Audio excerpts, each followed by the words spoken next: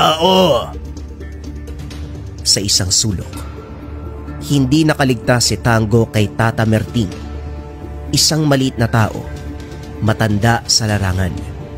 Malaking palaisipan sa mga tao ang tunay na lakas ni Tata Merting. Maraming usap-usapan na lumalabas patungkol sa kanya, kung gaano ito kalakas. Pero ni isa ay walang nakakita.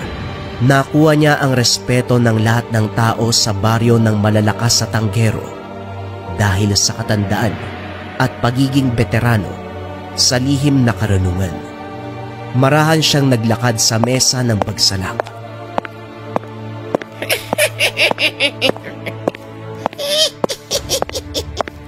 Tunay nga bang malakas ka?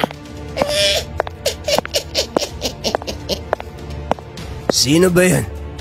Sino ba yung tumatawa? Nasaan yan? Magpakita ka sa akin! Sandali! Ito na! Masyado ka namang mainipin. Napansin ko lang ang huling binanggit. Hindi uubra sa akin ang gawa ng tao. Kung talagang malakas ka, hinahamon kita. Tayong dalawang mag-inuman. Alak na gawa mo at alak na gawa ko.